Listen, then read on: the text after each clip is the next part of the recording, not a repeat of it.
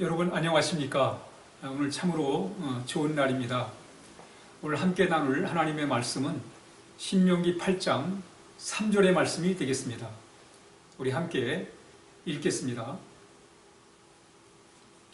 너를 낮추시며 너를 줄이게 하시며 또 너도 알지 못하며 내 조상들도 알지 못하던 만나를 내게 먹이신 것은 사람이 떡으로만 사는 것이 아니요 여호와의 입에서 나오는 모든 말씀으로 사는 줄을 내가 알게 하려 하심이라.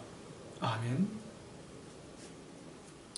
이스라엘 백성이 애굽에서 해방이 돼가지고 광야의 길을 가게 됩니다. 그 여정은 험난하기 이를 데가 없었습니다. 첫째로 기후가 문제입니다.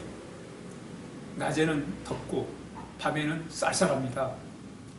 이들이 야영 생활을 해야 되기 때문에 이런 날씨 속에서는 너무 많이 불편한 거예요. 그런데 하나님께서 그 낮에는 구름 기둥을 통해서 열기를 식혀주시고 밤에는 불 기둥을 통해서 냉기를 덮여주심으로 보호를 받게 됩니다. 또 광야 생활 속에서 어려운 게 뭐냐면 물을 구할 수가 없어요. 그런데 하나님이 반석에서 참 물을 쏟아나게 하시고 또 마라에 쓴 물을 단물로 바꿔주시고 또 오아시스를 만나게 하셔가지고 물의 문제를 해결해 주시는 거예요. 또 하나의 문제가 뭐냐면 식량 문제입니다. 농사를 지을 수가 없어요. 광야에서는.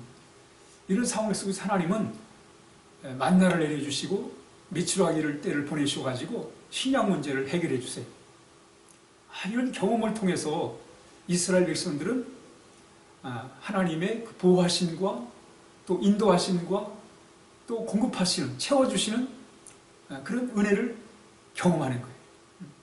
야, 하나님이 우리의 길을 열어주시네.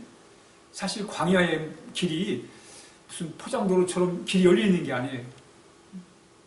그런 상황 속에 하나님께서 갈 길을 이렇게 열어주시고 또 때를 따라 하나님이 지켜주시고 보호해주시고 필요한 것들을 공급하신단 말이죠. 이런 상황 속에서 이스라엘 백성들은 우리가 하나님을 의지하고 살아야 되는구나. 이 광야에서는 하나님을 의지하고 살아야 되는구나 라는 것을 이들이 배우게 된 거예요. 그래서 하나님은 광야에서 참 이스라엘 백성들로 하여금 하나님을 의지하는 법을 가르쳐 주십니다. 신앙생활은 광야 같은 이 세상 삶 속에서 하나님을 의지하는 법을 배우는 거예요. 하나님을 의지하며 살아가는 거예요. 여러분, 아브라함이 그 절망의 광야에서 하나님을 만나고 하나님을 의지하며 살았습니다. 자식이 없어가지고 희망이 없던 아브라함이 하나님을 의지함으로 이렇게 믿음의 사람이 될 수가 있었던 것입니다. 야곱도 마찬가지입니다. 고향 땅을 떠나서 객지에서 20여 년의 삶을 살다가 다시 고향으로 돌아올 때에 형 에서가 군사를 이끌고 온다는 거예요. 이런 절망의 그 광야에서 하나님께 기도함으로 하나님을 의지했습니다. 신앙생활은 하나님을 의지하고 살아가는 거예요. 다윗도 하나님을 의지하는 법을 알았어요. 한 번은 블레셋의 골리앗이 이스라엘을 쳐들어왔습니다. 그리고 골리앗이 협박을 해요. 이때 다윗이 이렇게 말을 합니다. 골리앗을 향해서 너는 칼과 창으로 내게 오지만 너는 칼과 창을 의지해서 내게 오지만은 나는 만군의 여호와 하나님을 의지해서 너한테 간다는 거예요. 그러면서 블레셋의 군사들을 이 날아다니는 새에 또 들짐승에 먹이로 만들어 버리겠다고 이렇게 얘기를 합니다. 다윗은 하나님을 의지하는 법을 배웠어요. 그 광야에서 하나님을 의지하는 법을 배웠던 것입니다. 우리 늘 하나님을 의지하며 살아야 돼요. 하나님을 의지한다는 게 무엇입니까? 시편 146편 3, 4절에 너희는 높은 권세자들을 의지하지 말라고, 힘이 없는 인간을 의지하지 말라고 말씀하시면서 하나님을 힘입어 살라고, 하나님을 의지하라고, 하나님께 희망을 두라고 말씀하고 있습니다.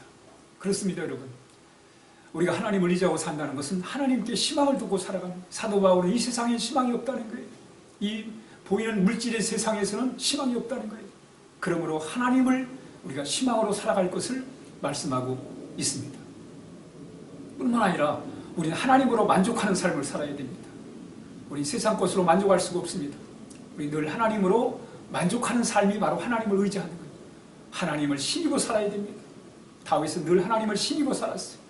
나의 힘이 되신 여호와여, 내가 하나님을 사랑한다고 다윗은 고백하면서 하나님을 의지하며 살았던 것입니다. 뿐만 아니라 하나님께서 만나를 내려주신 것은 바로 사람이 빵으로만 살 것이 아니라 하나님의 말씀으로 살 거라고 말씀하십니다. 하나님을 의지한다는 게 뭐예요? 하나님의 말씀에 순종하며 살아가는 것입니다. 하나님의 말씀에 순종하며 살아갈 때 그게 잘 사는 거예요. 그게 복받는 길이고 그게 잘 되는 길임을 말씀하고 있습니다. 이스라엘 백성들은 광야에서 하나님의 인도하심과 보호하심과 공급하심을 통하여 하나님을 의지하는 법을 배웠습니다. 하나님을 바라보는 법을 배웠어요. 우리 예수 믿는 사람들은 십자가의 예수님을 우리가 바라보는 그런 훈련이 필요합니다. 이 사순절은 십자가에 달리신 예수님을 묵상하는 거예요. 왜냐하면 이스라엘 백성이 하나님을 광야에서 의지함으로 하나님의 보호를 받았던 것처럼 우리 십자가를 통해서만이 우리의 삶이 새로워질 수 있고 지난날의 모든 죄를 다 청산받을 수 있고 또 새로운 삶을 살아갈 수 있기 때문에 그렇습니다. 그래서 우리 늘 믿음의 주요 온전케 하시는 예수님을 바라봐야 됩니다. 십자가의 주님을 바라봐야 됩니다. 기독교의 진리가 바로 십자가에 다 담겨 있는 거예요. 거기에 하나님의 용서와 사랑이 담겨 있고 거기서 우리가 거듭나가지고 하나님의 자녀가 되는 놀라운 은혜를 경험할 수 있습니다. 사도 바울은 바로 십자가의 이 예수님이 복음이라고 이렇게 우리에게 말씀하고 있는 것입니다. 십자가에 달리신 예수님은 우리의 기쁨이에요. 왜? 우리의 죄를 다 청산하시고 우리로 하여금 새로운 삶을 살아가도록 도와주셨고 또 우리는 그 십자가의 보혈로 우리가 날마다 새로운 삶을 살아갈 수 있음을 말씀하고 있는 것입니다.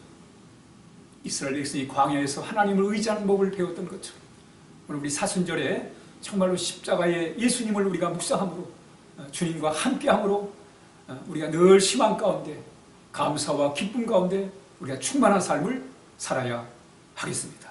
오늘 하루도 우리 주님과 함께하는 복된 하루가 되시기를 바랍니다.